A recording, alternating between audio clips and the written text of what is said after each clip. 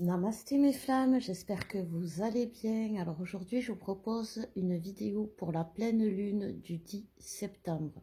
C'est une pleine lune qui est en poisson, avec tout le côté bien sûr émotionnel de la pleine lune, le côté émotif du poisson. Il y a quand même une notion avec la planète Uranus qui va être plutôt dans le positif, parce que Uranus c'est quand même positif, et donc ça va équilibrer tout ça. Alors il peut y avoir des irritabilités, des moments où on a les nerfs à fleur de peau, où tout nous énerve, on a du mal à garder notre calme, voilà. Et ça, c'est l'émotivité du poisson, ça monte, ça descend avec la lune, la marée. Et les deux réunis, ça peut vraiment, surtout chez la féminine, puisqu'elle est liée à la lune, provoquer des sautes d'humeur, mais vraiment. Donc, préservez-vous, méditez, ancrez-vous, soyez près de la nature, c'est important.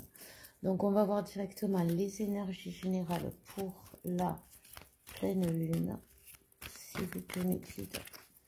Pour les énergies générales, qu'est-ce qu'on peut me dire?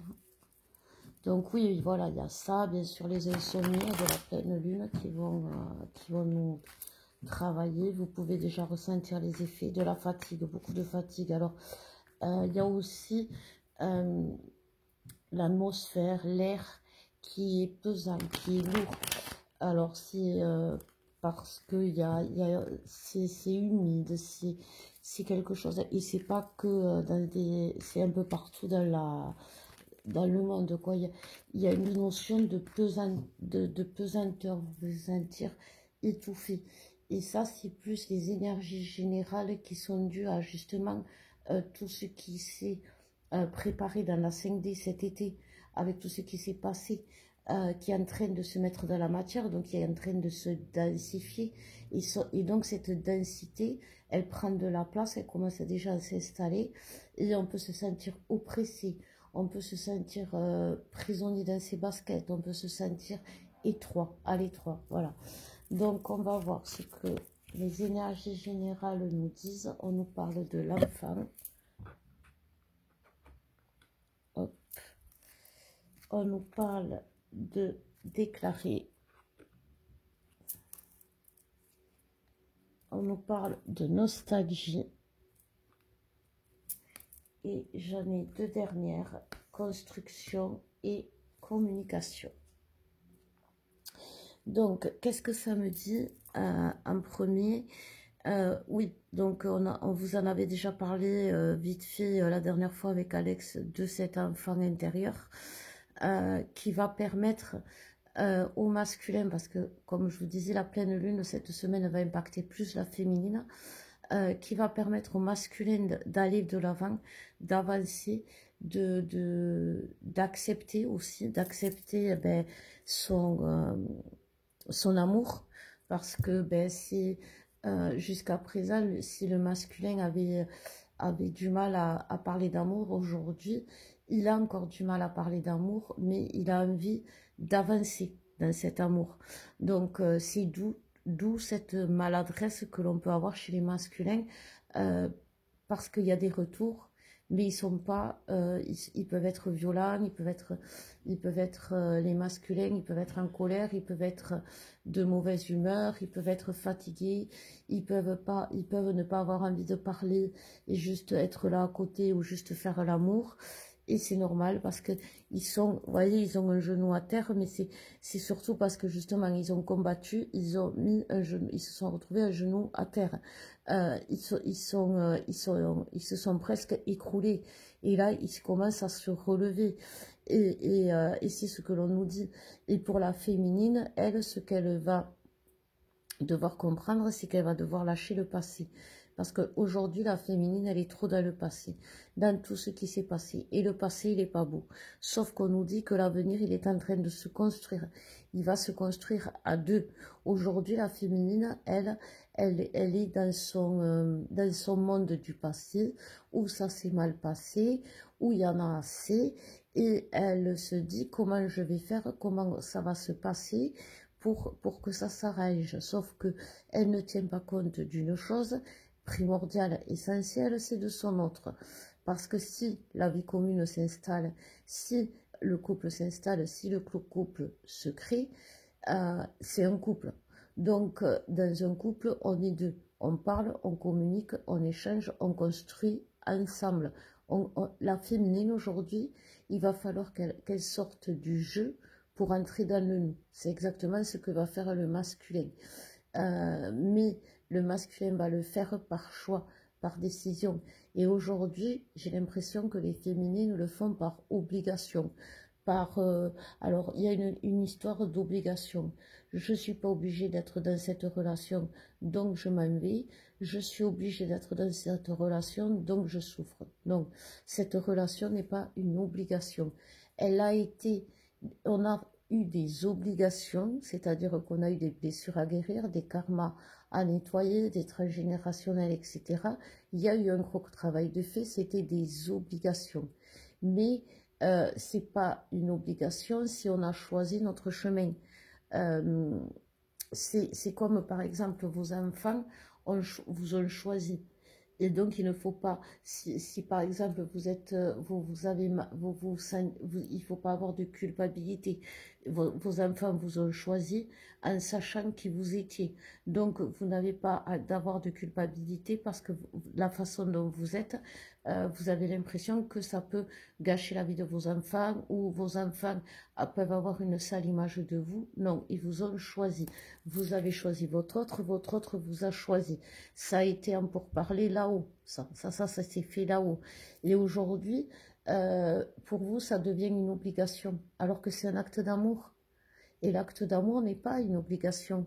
Que ce soit l'acte d'amour en ayant signé un contrat de mariage céleste ou de mariage dans la matière, mais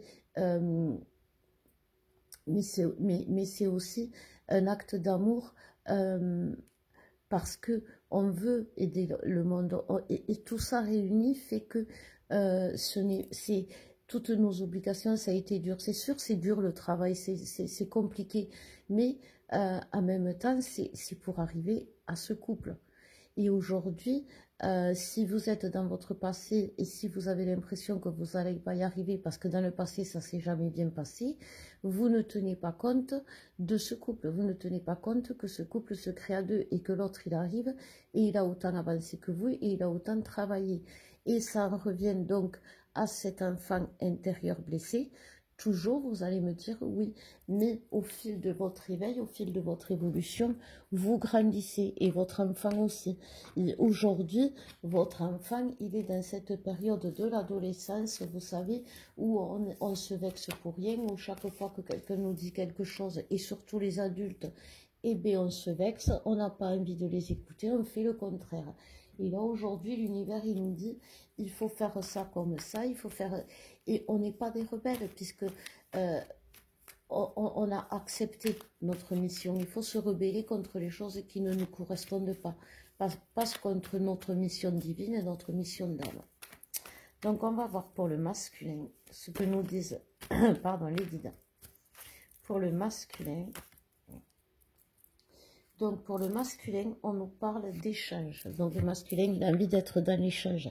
Le masculin arrive dans sa phase de conscientiser le donner, recevoir.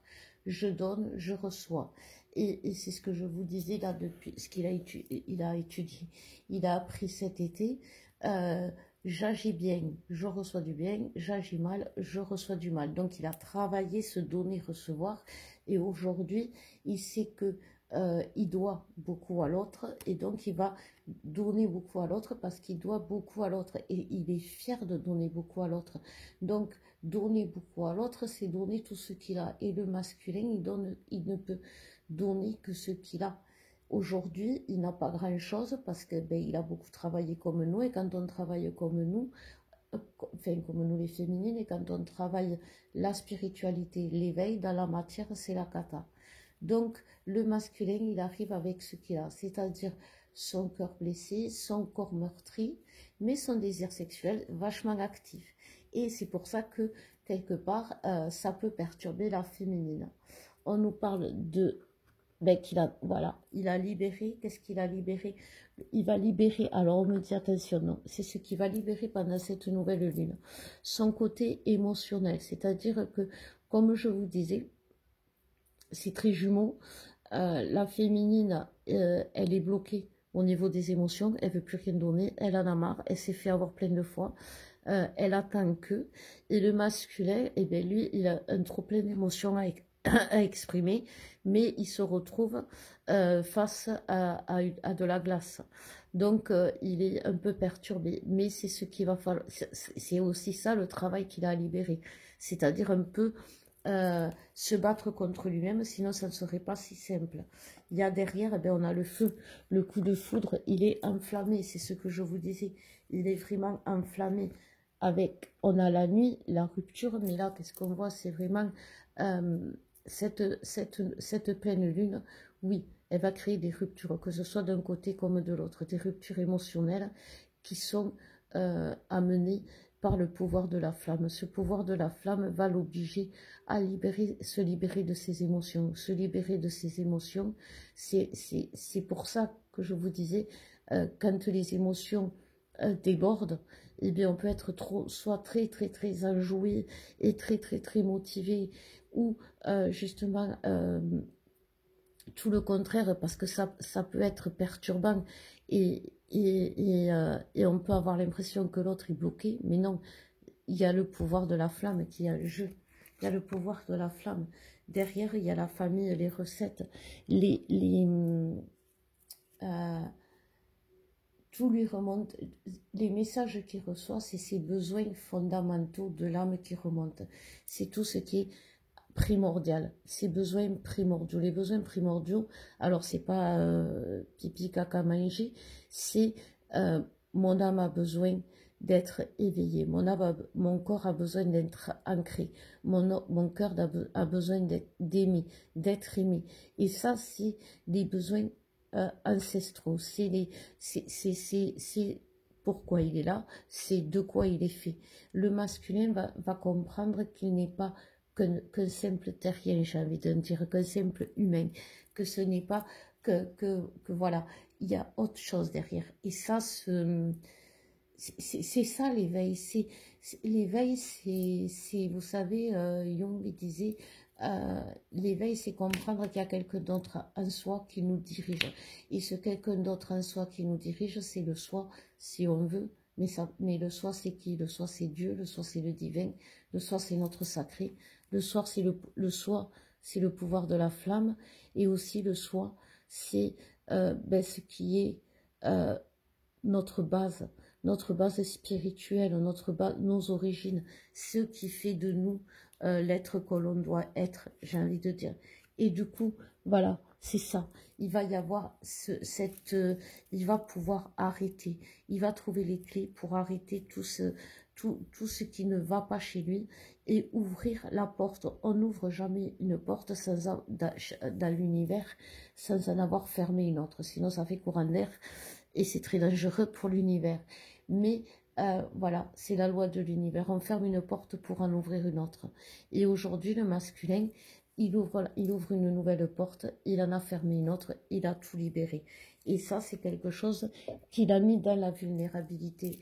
Le masculin, rappelons-le, il a un genou à terre parce que il est en train de se relever à peine de tous ces conflits intérieurs, de tous ces conflits qu'il a eu jusqu'ici. Et il revient dans le parcours. Et le masculin, il revient bien dans le parcours. Parce que derrière, on a le triomphe. Parce qu'il a eu ces révélations, comme je vous disais, sur le soi, sur qui il est, il va l'exprimer, il va rencontrer son Dieu, c'est ce que je vous disais.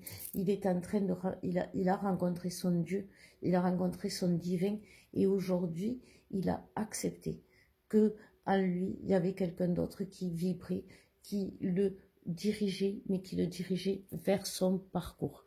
C'est ça aussi l'éveil. L'éveil, ça nous permet de nous reconnecter à quelque chose euh, qui est peut-être contesté, qui fait de nous des êtres désilluminés, qui fait de nous des êtres particulier, mais qui fait de nous des êtres entiers.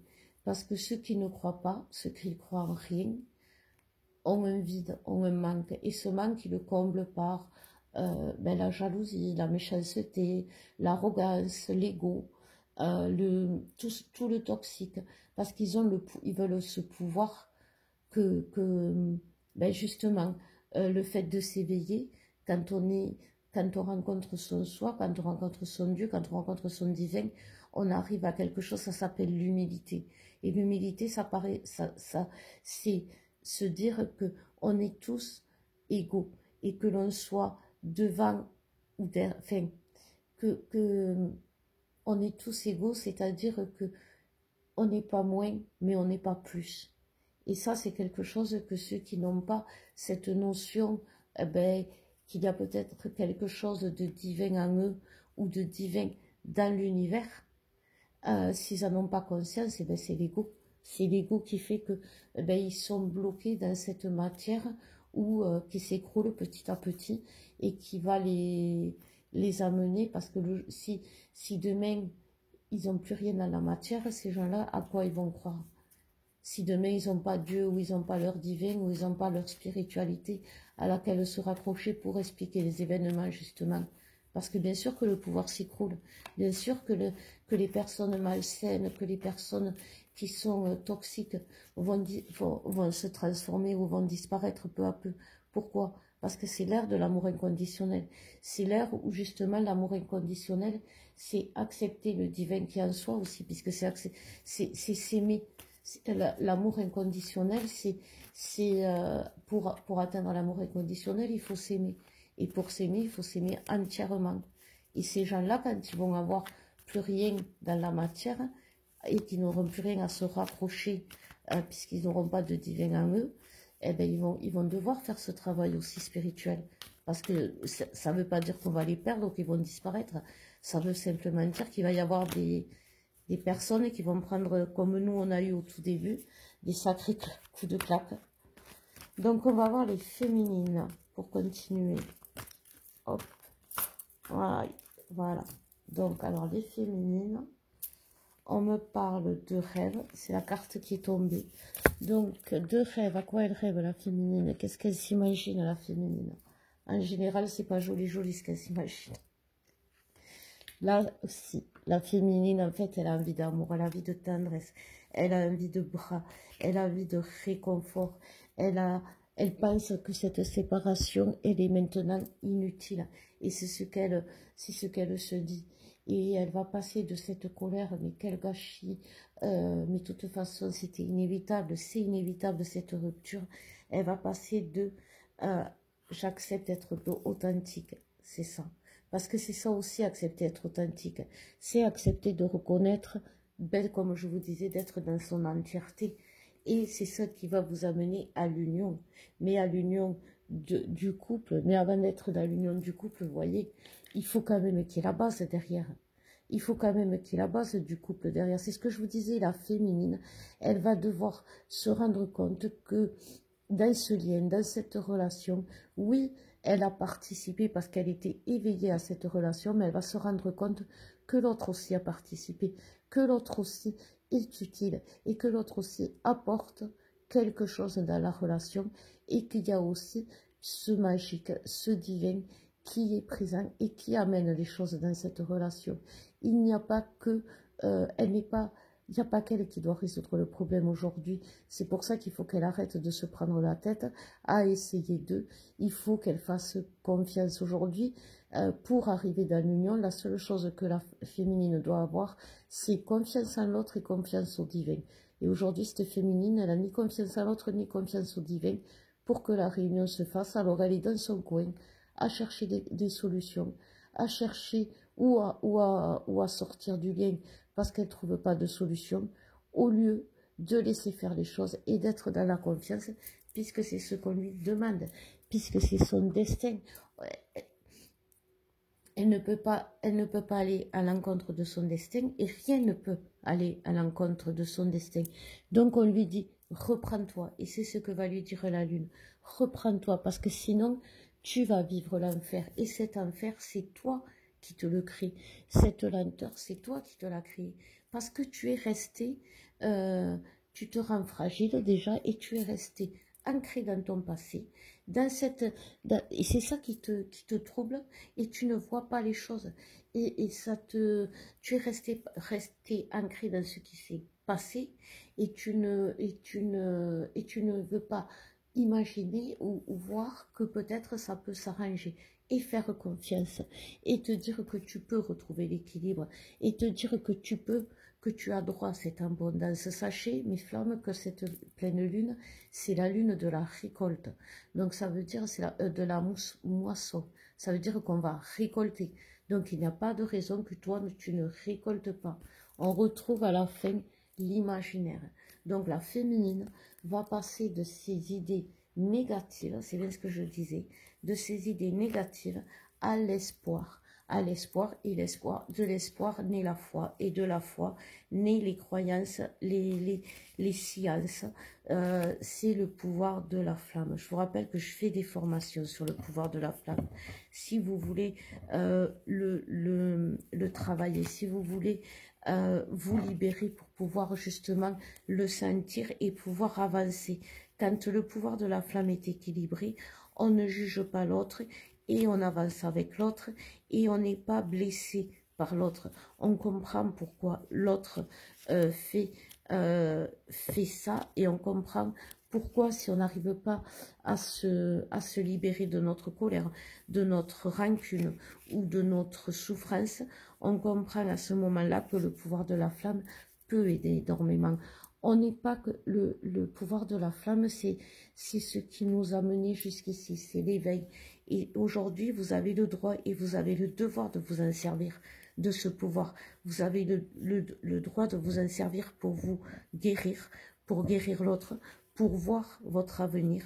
Mais vous avez aussi le devoir de vous en servir pour aider les autres, pour aider l'autre et pour vous aider vous-même. Donc, si vous avez besoin d'aide, si vous avez besoin de guidance, de soins, n'hésitez pas parce que c'est important, parce que plus vous allez vous acharner à résister et plus vous allez chuter. Parce que c'est comme ça, vous le savez de toute façon.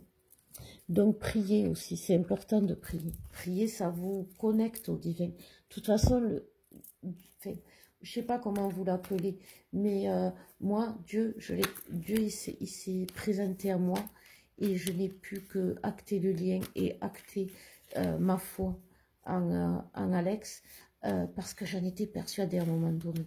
Mais pour ça, il faut faire un travail sur soi. Et c'est vrai que guérir l'enfant intérieur, c'est important.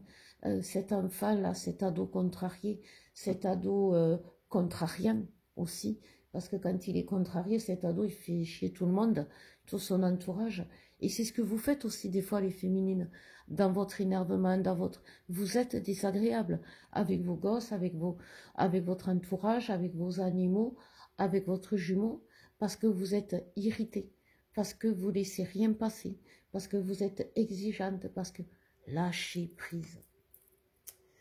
Donc, pour finir, le lien nous dit qu'il va programmer pour ce week-end, enfin oui, puisque c'est samedi, c'est ce week-end, des rendez-vous amoureux. Et il va y avoir de grosses progressions. Voilà, c'est des marches. Donc, des grosses progressions, parce qu'on va monter des marches. Et ça ne veut pas dire qu'on va aller vite, mais ça va être des progressions, justement, entre chaque marche, faites une pause pour regarder la progression. Et saisissez toutes les opportunités, mes flammes qui vous amènent à l'amour, qui vous amènent à la lumière, qui vous permettent de vibrer qui vous êtes, parce que c'est que ça que vous êtes qu'amour et vous êtes lumière, et vous devez vibrer ça. Et si on vous dit que l'amour c'est ridicule, que la lumière c'est pas ça, vous vous en foutez, vous êtes amour, vous êtes lumière. Si demain je vous dis que vous savez, on est en train là, dans le monde, on est en train de chambouler tous nos codes. On est en train de nous faire perdre notre identité en nous mettant des étiquettes. Mais ces étiquettes, nous, on ne doit pas se les mettre. Et aujourd'hui, c'est ce que l'on vous demande de faire. Et c'est pas accepter de qui on est, ouais, ça nous isole, ça peut nous isoler, ou on peut nous rejeter, mais on s'en fout, parce que on sait trop ce que c'est que d'avoir des masques, on sait trop ce que c'est que de vouloir être comme tout le monde et de se perdre au final, on sait trop ce que c'est que de refuser l'amour, parce que quand on refuse l'amour, on ressent le manque et on souffre 2 fois plus. Donc la vie est dure, oui, c'est pour ça qu'il faut saisir toutes les opportunités, un bisou, un câlin, une promenade à deux, ou même avec des enfants, avec les enfants, tout, tout est une source de bonheur et qu'on doit transformer. Et c'est ce que un peu l'adolescent a tendance à pas faire. L'adolescent, tout est pourri, la vie est pourrie, mes parents sont pourris, alors que c'est pas vrai. Tout n'est pas pourri et il va s'en rendre compte. Donc, soyez optimiste, soyez enjoué, et c'est comme ça que la joie viendra en vous. Parce que c'est comme ça, la joie entraîne la joie, et vous devez comprendre que vous n'êtes pas que justement que matière, vous n'êtes pas que cette personne qui souffre seule, isolée dans son coin, sans argent, dans des difficultés financières, qui manque de tout. Non, vous avez des choses en plus. Regardez les choses en plus. Regardez pas le verre à moitié vide, regardez le verre à moitié plein. Et vous verrez que vous êtes quelqu'un de beau, quelqu'un qui vaut le coup, quelqu'un de magnifique, quelqu'un qui est justement apprêté pour recevoir son abondance. Donc voilà, ayez confiance en vous. Et si vous n'avez pas confiance en vous, eh ben, faites-vous aider, parce que vous valez le coup. Vous valez le coup d'être aidé. Vous valez le coup d'être guéri. Vous valez le coup d'être guidé. Parce que vous avez justement en vous ce pouvoir de la flamme qui a envie de prier, qui a envie de brûler. Votre autre arrive avec le feu. Donc, ben, il faut vous mettre en feu. Je vous fais de gros bisous. Je vous souhaite une belle pleine lune. Je vous embrasse très fort. Et je vous dis à bientôt.